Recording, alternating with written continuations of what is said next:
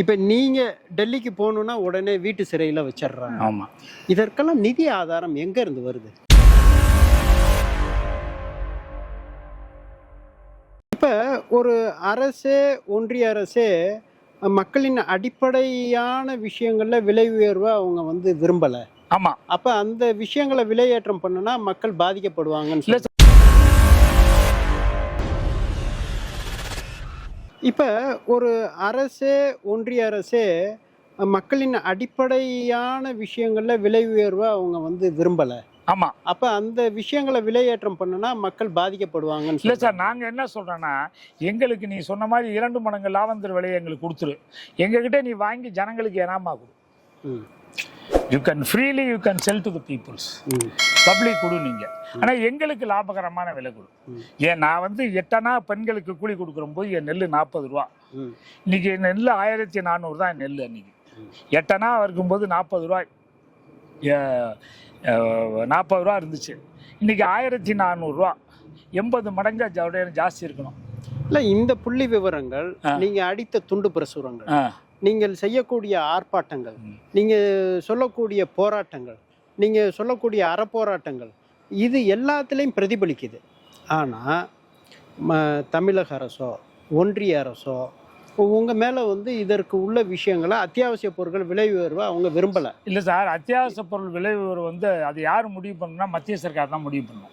மாநில சர்க்கார் எந்த முதலமைச்சருக்கும் அதிகாரமே கிடையாது. இப்ப ஒரு நெல்லுக்கு விலை நிர்ணயம் பண்றது மத்திய சர்க்கார் தான். கரும்புக்கு விலை நிர்ணயம் பண்றது மத்திய சர்க்கார் தான்.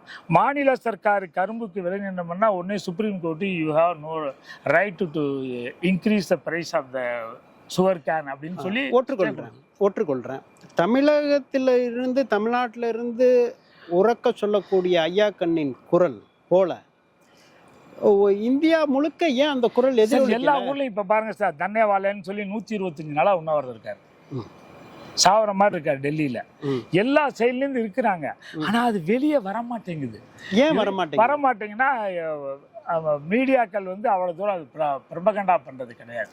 இல்ல, இப்ப நீங்க மீடியா, இப்ப நான் டெல்லியில போய் போராட்டம் நடத்தினா சட்டையெல்லாம் கழட்டி போட்டு, வேஷ்டியை கழட்டி போட்டு, கோமணத்தை கட்டிக்கிட்டு, வாயில எலியை வச்சுக்கிட்டு, வாயில பாம்பு கறியை வச்சுக்கிட்டு, வாயில மனித மலத்தை கூட வாயில கையில வச்சு திங்கிற மாதிரி, மூத்தரத்தை சிறுநீரை குடிக்கிற மாதிரி எல்லாம், அதெல்லாம் மொட்டை அடிச்சுட்டு, பாதி மட்டை மொட்டை முழு மொட்டை அடிச்சுக்கிட்டு, கழுத்துல தூக்கயிறு மாட்டிக்கிட்டு, இப்படி பல விதமான போராட்டங்கள் நடத்தினால ஒரு மீடியாலாம் அது பெருசு பண்ணி போட்டாங்க. இல்ல, நீங்க இது கவன ஈர்ப்பு போராட்டமா எடுத்துக்கலாம். அதாவது உங்களோட போராட்ட வடிவுகளை நான் அரசனுடைய கவனத்துக்கு நான் போகும்போது, நாங்க போராட்டம் போது நாங்க போய் இப்படியே உட்கார்ந்துருக்கிறது நடு ரோட்ல, நைட்ல கூட தூங்க போக மாட்டோம்.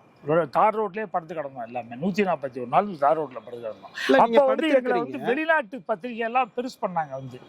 அது வெளிநாட்டுல ஒரு ஊடகத்துல பண்றாங்க. ஆனா இந்தியால ஒரு குடிமகன் நிர்வாணமாக ஓடுறது, உச்சகட்டமாக இந்திய தலைநகர்லயே நீங்க என்ன பண்றீங்க அப்படின்னா, ஒவ்வொரு நாள் ஒவ்வொன்னா ஆடை குறைப்பு பண்ணிக்கிட்டே இருக்கிறீங்க.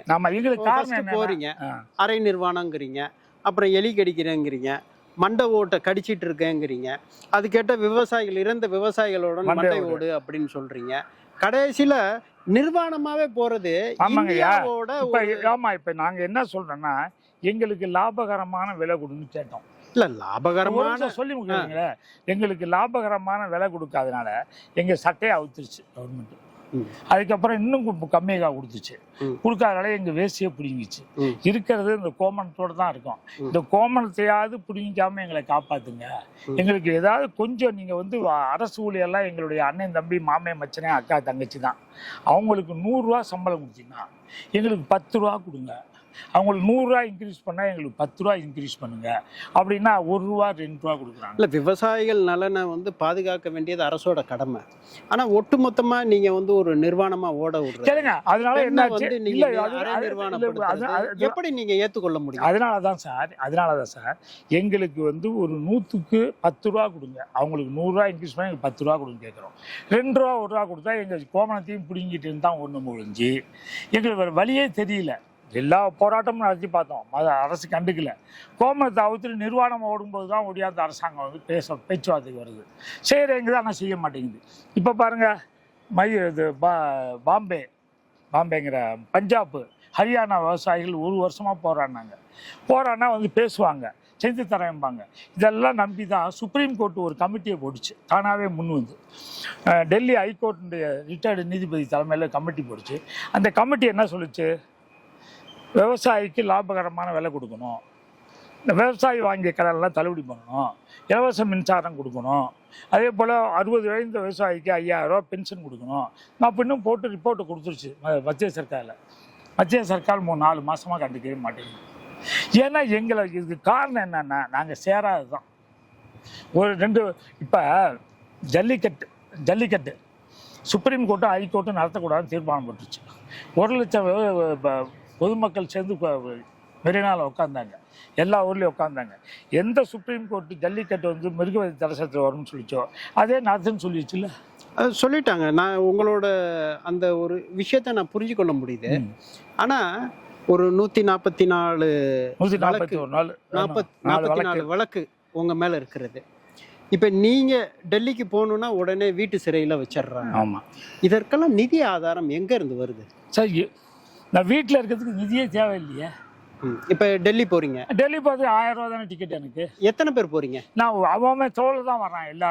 எல்லா விவசாயியுமே இப்போ கூட வந்து வந்திருக்க விவசாயியில் 5-6 பேர் எப்போ சார் டெல்லிக்கு போகலாம், எப்போ சார் இந்த கடன் டெல்லி ஆகும் சார், ரொம்ப தொந்தரவு, கடன் வாங்கி கட்ட முடியல சார், கார்பரேட் கம்பெனிக்கு 24 லட்சம் கோடி தள்ளுபடி பண்ணிட்டாங்க சார், இந்தியா முழுக்க விவசாயி வாங்கி 1 லட்சம் கோடி ஏன் சார் தள்ளுபடி பண்ண மாட்டேங்கிறாங்க. அதாவது நீங்கள் ஒவ்வொரு நிதி அறிக்கையும் பார்க்கும்பொழுது உங்களுக்கு ஏமாற்றம் தான் மிச்சம். ஏமாற்றம் வருது. எல்லா போராட்ட குணம் வருதுன்னு சொல்லுவாங்க. அவங்களே வர்றான், எல்லாம் ஒடியாரான் வந்து பறக்கிறான். நம்ம போகலாங்க, டெல்லிக்கு போகலாங்க. டெல்லி இப்போ கூட இன்னைக்கு வந்து போன வெள்ளிக்கிழமை சுப்ரீம் கோர்ட்டில் கேஸ் ஃபைல் பண்ணியிருக்கேன்.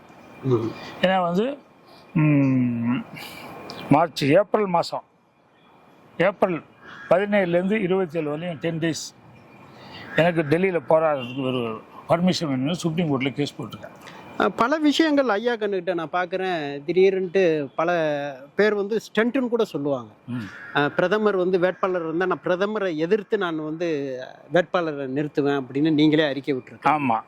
அப்போ இதெல்லாம் எதை காட்டுகின்றது? நீங்கள் ஆரம்ப நிலையில் ஒரு ஏர் உழவன் சின்னத்தில் சட்டமன்ற தேர்தலில் ஒரு சட்டமன்ற வேட்பாளராக களம் கண்டிருக்கிறீங்க, 15000 வாக்குகள் பெற்றிருக்கிறீங்க.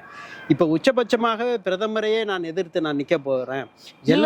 ஜெயிக்கிறதெல்லாம் கிடையாது. எங்க ஜெயில எங்களுக்கு லாபகரமான விலை தர நீ ஏன் தரல? அப்ப அது பொதுமக்களே இல்லை, பொதுமக்களே இவரை பார்த்துக்கங்க, ஏமாத்துறாரு, நம்ம கொடுக்க மாட்டேங்கிறாரு, இவருக்கு ஓட்டு போடாதீங்க, யாருக்கா வேணாலும் போடுங்க அப்படின்னு சொல்லதான் நாங்கள் எப்படி நிற்கிறோன்னா அது ஒரு போராட்டத்தோட வேற வடிவு.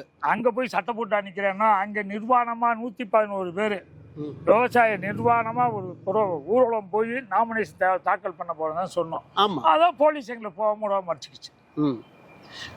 அங்கேயே ரயில்வே ஸ்டேஷன்லேயே மறைச்சு கூட்டி வந்துடுறாங்க. இதான் ஜனநாயக. அது அவங்க வந்து பப்ளிக் நியூசன்ஸ் பண்றது இல்லையே. எனக்கு நான் போய் அங்கே பண்ணாதானே பண்ணணும். நான் சொல்லிட்டு இருக்கும்போதே இங்கே என்னை மறிக்கல நியாயம் இல்லையே. டெமோக்ரஸியில் என்ன சொல்லுது இந்த ஜனநாயக நாட்டில்? We have the liberty to move Kanyakumari to Kashmir.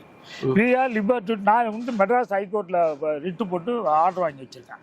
Police has no locus standi to prevent Ayyakan and party move anywhere in Tamil Nadu. If I will commit any offense, then they can arrest me. Without commit any offense. Now I am trying to go. இப்போ நான் டெல்லிக்கு போகிறேன்னு கிளம்புனாலே வீட்டில் 64 வீட்டுக்கு அழைச்சிட்டாங்க.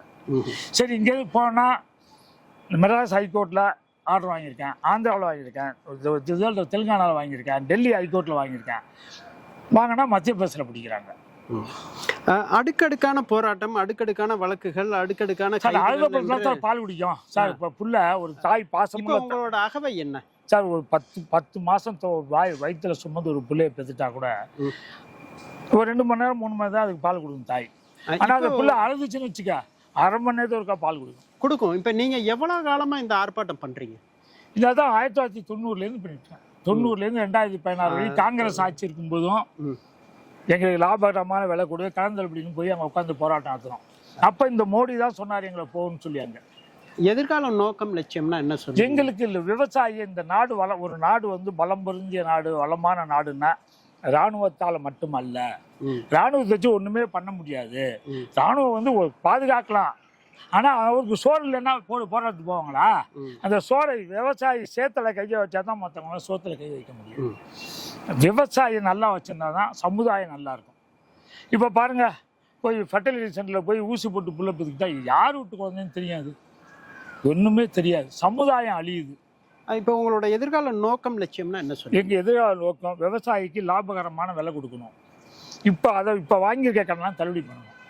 எங்களுக்கு 60-65 வயசான விவசாயம் எல்லாம் மண்ணை வெட்டினா எப்படி செய்யுதோ அது மாதிரி உழைச்சி விவசாயம் சேர்ந்துக்கிது தான். 60 வயசான விவசாயிகளாம் 5000 ரூபா மாதம் பென்ஷன் கொடுக்கணும். இலவச மின்சாரம் கொடுத்து விவசாயியை காப்பாற்றணும். இதுதான் எங்களுடைய கோரிக்கை. உங்களோட அது இல்லாமல் நதிகள் எல்லாம் இணைக்கணும். உங்களோட வேஸ்டா தண்ணி கடலில் போய் திருப்பி தமிழ்நாட்டுக்கு கொடுக்கணும். உங்களோட நல்ல நோக்கம் வெற்றியடைய வாழ்த்துக்களும் பாராட்டுகளும். அடுக்கடுக்கான கேள்விகள், அசராத ஐயா கண்ணின் பதில்கள். திருச்சியிலிருந்து டெல்லி ஜந்தர் மந்தர் வரை அரை நிர்வாணத்திலிருந்து முழு நிர்வாணமாக போராட்டம், மலைக்கோட்டை மாநகரிலிருந்து ஜந்தர் மந்தரில் மலம் தின்னும் போராட்டம் என்று போராட்டம் பல்வேறு வடிவில் அவர்கள் பல கவன ஈர்ப்புகளை முன்னெடுத்து செல்கின்றார்கள். வழக்கு மேல் வழக்கு, 50, 100, 144 வழக்குகள், வீட்டு சிறை, மத்திய சிறை என்று சிறை கண்டவராகத்தான் திருச்சிராப்பள்ளியில் வலம் வந்து கொண்டிருக்கின்றார். பல்வேறு விடயங்கள், ஒரு ஆளுமைகளை நாம் பார்க்கும் பொழுது திருச்சி பேரில் ஐயா கண்ணு என்றால் அதை மறுத்து பேசுவதற்கு ஒரு இடமில்லை. ஏனென்றால் இவரது போராட்ட வடிவம் அவரை அடையாளப்படுத்தி கொண்டே வருகிறது, ஆவணப்படுத்தி கொண்டே இருக்கின்றது. உளவு பிரிவும் இவரது அசைவுகளை நோட்டமிட்டு கொண்டே இருக்கின்றார்கள். இவர்கள் ரயில்வேல டிக்கெட்டு புக் பண்ணாவே இங்கே வீட்டு காவலில் அரெஸ்ட் பண்ணுறது, வானூர்தி பயணம் என்றாலும் கைது நடவடிக்கை என்று அடுக்கடுக்கான விஷயங்களை நம்முடன் பகிர்ந்து கொண்டார்கள். ஆனால் ஒற்றை கோரிக்கையில் உறுதியாக நிற்கின்றார்கள். விவசாயிகளுக்கு பலன் அளிக்கக்கூடிய வகையில் அரசு தக்க நடவடிக்கை எடுக்க வேண்டும். அது மட்டும்தான் எங்களது ஒற்றை கோரிக்கை. இதற்காகத்தான் நாங்கள் பல வடிவிலே போராட்டத்தை முன்னெடுக்கின்றோம். அது அரசியல் களமாக இருந்தாலும் சரி, அல்லது மக்களிடம் கொண்டு போய் சேர்க்கக்கூடிய களமாகவும் இருந்தாலும் சரி, நாங்கள் மன்றாடி கேட்கிறோம் என்று அசராமல் பதில் சொல்லி கொண்டிருக்கின்றார் ஐயா கண்ணு. எஸ்பிசி மீடியா ப்ளஸ் இதை போல பல்வேறு ஆளுமை உள்ள நபர்களை நேர்காணல் செய்து கொண்டே வருகிறது. அந்த வரிசையில் ஐயா கண்ணும் அடையாளப்படுத்தப்பட்டிருக்கின்றார். அவரது கோரிக்கை பல்வேறு வடிவில் இருப்பதை எஸ்பிசி மீடியா ப்ளஸும் பதிவு செய்கின்றது.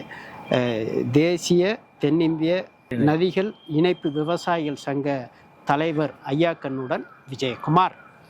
நன்றி.